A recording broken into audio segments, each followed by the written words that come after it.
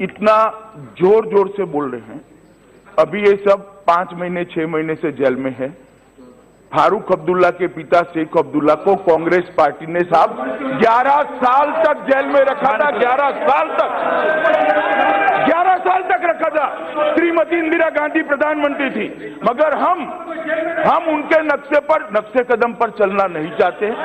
जैसे ही प्रशासन उचित मानेगा उसको छोड़ देगा, हमारी कोई इंटरफियरेंस नहीं होगी।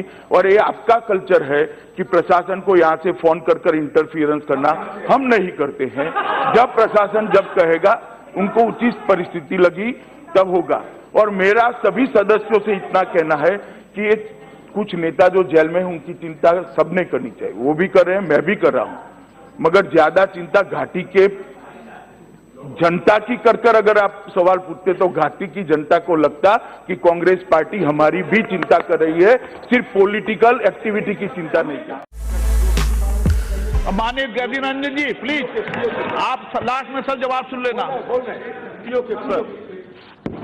जब मैं जम्मू और कश्मीर बोलता हूं तो पीओ को इसके अंदर ही आता है।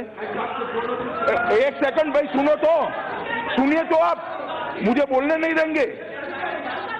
आप मैं स्पष्ट करता हूं, माननीय मंत्री जी प्लीज। मैं जब जम्मू एंड कश्मीर बोलता हूं, माननीय सदस्य, इसलिए एग्रेसिव हूं कि जम्मू एंड कश्मीर के पीएको को आप भारत का हिस्सा नहीं मानते हो क्या? एग्रेसिव ना हो, जान दे देंगे इसके लिए। क्या बात कर रहे हो आप? एग्रेसिव होने की क्या बात कर रहे हो? जान दे देंगे इसके लिए।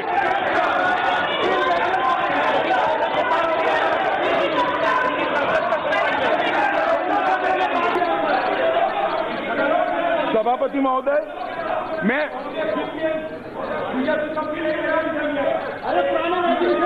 अधीर रंजन जी बैठ जाओ भाई, बैठ जाओ। माननीय सर प्लीज। सभापति महोदय, माननीय प्लीज प्लीज, आपको मैंने इजाजत नहीं दी है, प्लीज बैठ जाइए।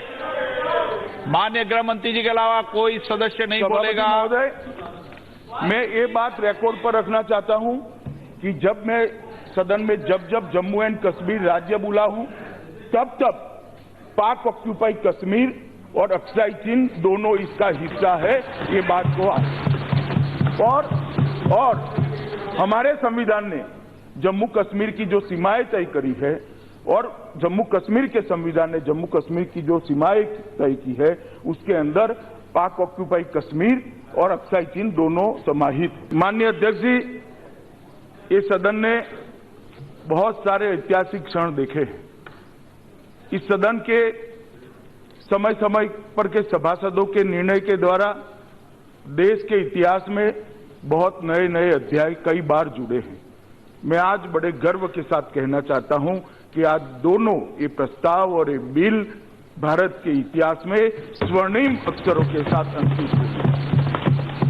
ये महान सदन जो अपनी प्रतिबद्धता भारत की एकता, अखंडता और सार्वभौमत्व के लिए कई बार व्यक्त कर चुका है, वो महान सदन आज फिर एक बार एक ऐसे प्रस्ताव और बिल पर विचार करने जा रहा है, वो आने वाली सदियों तक जम्मू और कश्मीर को भारत के साथ जोड़कर रखने वाला है। माननीय अध्यक्ष जी, पूरी चर्चा का तो मैं बाद में जवाब दूंगा। काफी सारे सदस्यों के मन में ये चीजें पड़ी हैं कि ये जो प्रस्ताव, संकल्प और बिल मैं लेकर आया हूं, उसकी कानूनी वैधता क्या है, संवैधानिक पोजीशन क्या है। तो मैं सबसे पहले सभी सभासद इस पर पूरी जानकारी के साथ चर्चा में हिस्सा ले सके, इसलिए इसकी कानूनी और संवैधानिक स्थिति को स्पष्ट करना चाहता हूं।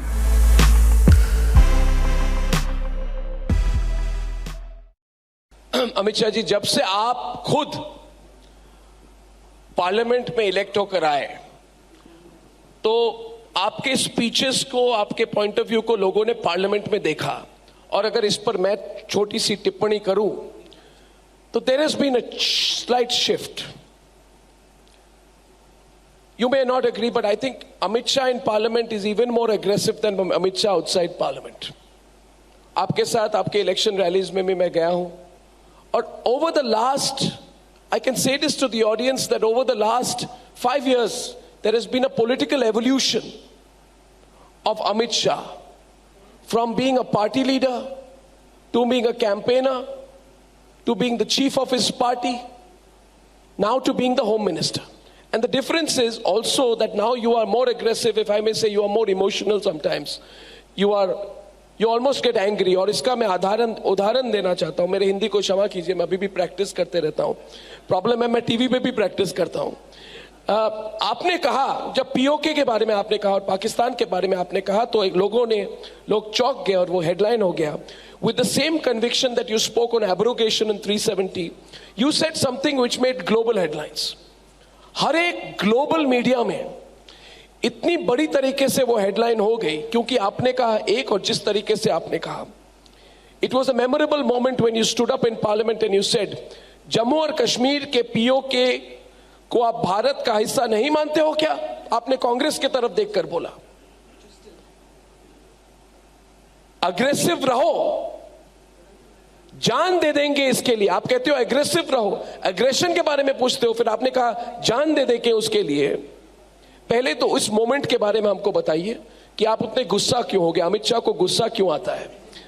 दूसरी बात, getting back POK was on the agenda. Mister Amit Shah, एक बार मैं पूछ लूं, the nation wants to know today, उसको हासिल करने के लिए आपके पास क्या प्लान ऑफ एक्शन हुआ है, क्या है कि नहीं? क्योंकि लोग कहते हैं Amit Shah without plan of action कुछ नहीं कहते हैं.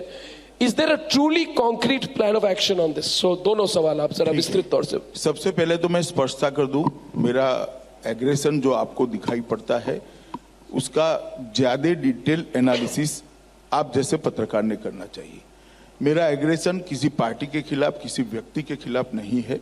मेरा एग्रेशन अव्यवस्था के खिलाफ और असुरक्षा के खिलाफ है, जो मैं मानता हूं होना चाहिए. देश में व्यवस्था लाना सरकार का काम है, देश को सुरक्षित करना गृह मंत्रालय का काम. और जहां पर भी अव्यवस्था है, जहां पर भी असुरक्षा है, अगर उसके प्रति देश के गृह मंत्री को गुस्सा नहीं आता है तो मैं मानता हूं वो गृह मंत्री संवेदनशील नहीं है, सफल नहीं है. ऐसी मेरी मान्यता है.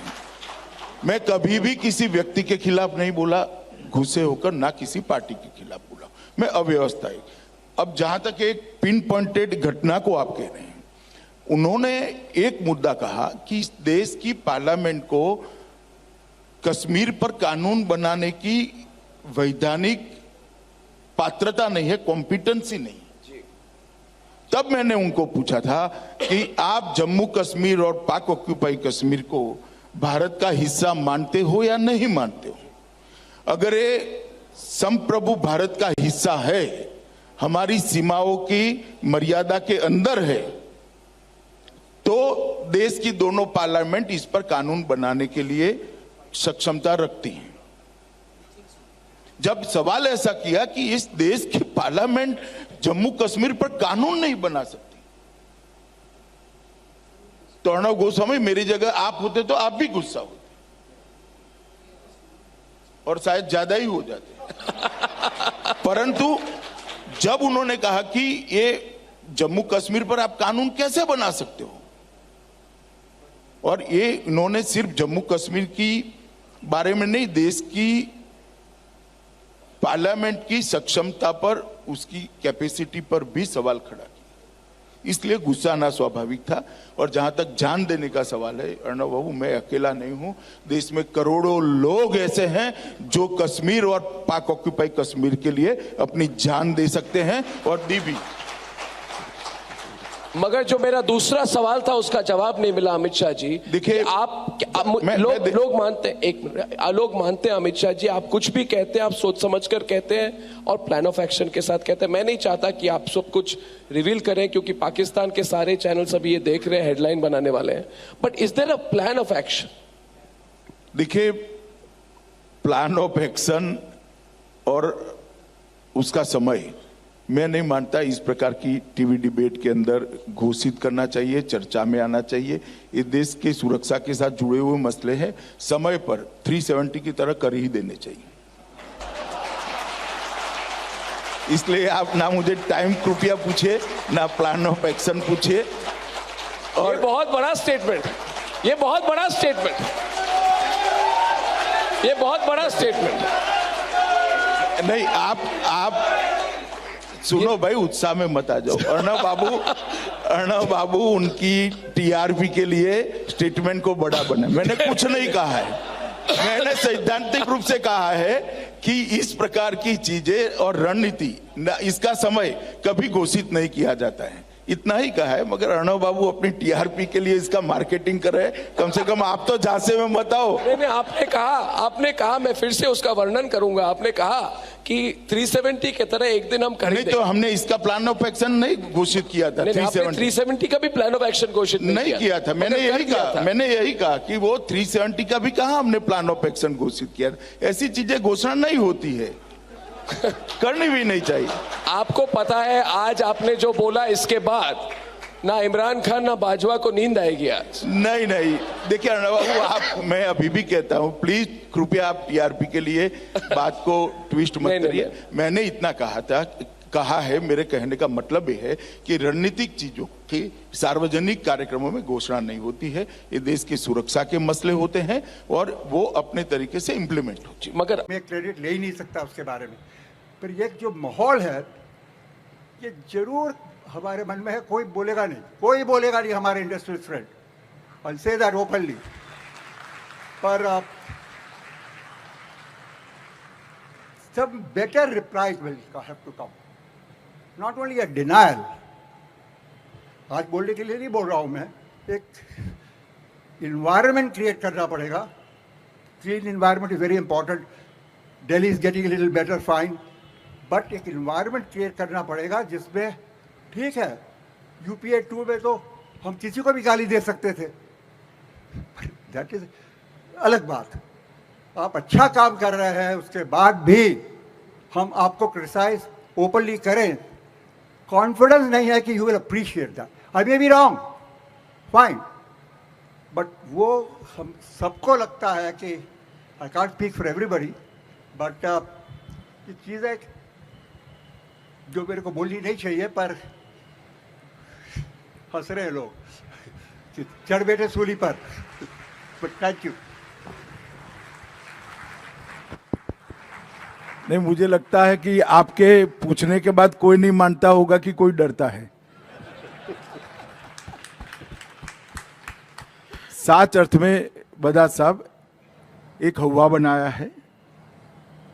जैसे ही साध्वी प्रज्ञा जी का निवेदन आया, तुरंत ही भारतीय जनता पार्टी के वरिष्ठ नेताओं ने, पार्टी अध्यक्ष नाते मैंने, और पार्लियामेंट में उस दिन में था नहीं, राजनाथ सिंह जी ने इसकी निंदा भी करी है, उन पर स्टेप्स भी लिए हैं, और बाद में उन्होंने पार्लियामेंट के सामने माफी भी मांगी है। एक्चुअल में मैं ही उस दिन था वहां पर। अब ये कंफ्यूजन वो कह रही कि वो उधम सिंह जी के लिए बोल रही थी या गौडसे के लिए बोल रही थी, वो मालूम नहीं पड़ा, क्योंकि दोनों जी डी राजा के स्टेटमेंट में एक साथ थे। मगर फिर भी ऐसे किसी भी स्टेटमेंट का भारतीय जनता पार्टी या गवर्नमेंट समर्थन नहीं करती। हम इसकी घोर निंदा करते हैं और ये कहने में हमें जरा भी झिझक नहीं है। जहां तक लिंचिंग का सवाल है, मैं इतना ही कह सकता हूं कि लिंचिंग पहले भी होता था, आज भी होता है, शायद पहले से आज कम होता है। और ये भी ठीक नहीं कि किसी का कन्विक्शन नहीं हुआ है। लिंचिंग वाले बहुत सारे केस चले भी गए, समाप्त भी हो गए, सजा भी हुई है, मगर मीडिया में छपते नहीं है। विनीत जी यहाँ बैठे छापेंगे तो हमारे लिए थोड़ा अच्छा होगा ढूंढ कर। और खौफ के लिए मैं इतना ही कहता हूं कि किसी को डरने की कोई जरूरत नहीं है। नरेंद्र मोदी जी पर, हमारी सरकार पर ढेर सारे अखबारों ने बहुत कुछ लिखा है, ढेर सारे आर्टिकल्स लिखने वाले भाइयों ने, बहनों ने भी बहुत सारा लिखा है और आज भी धड़ल्ले से लिख रहे हैं। सबसे ज्यादा अगर किसी के खिलाफ लिखा गया है तो हम लोगों के खिलाफ लिखा गया है। मगर फिर भी एक, आप जो कह रहे हैं, एटमॉस्फेयर बना है, हमें भी एटमॉस्फेयर को सुधारने का प्रयास करना पड़ेगा।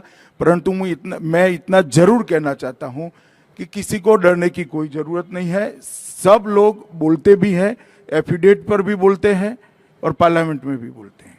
किसी को डरने की कोई जरूरत नहीं, ना कोई डराना चाहता है, ना कुछ ऐसा करा है जिसके खिलाफ कोई बोले तो सरकार को चिंता है। मोस्ट ट्रांसपेरेंट वे में गवर्नमेंट चली है और हमें किसी भी प्रकार के विरोध की कोई डर भी नहीं है, और कोई करेगा भी तो उसके मेरिट्स देखकर हम अपने आप को इंप्रूव करने का प्रयास करेंगे।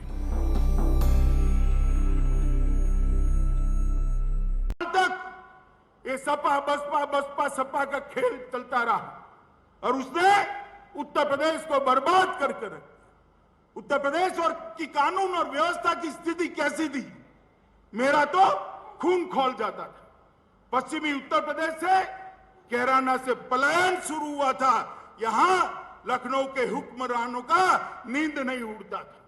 आज मैं कहने आया हूं, उत्तर प्रदेश के अंदर किसी की हिम्मत नहीं है पलायन करने की।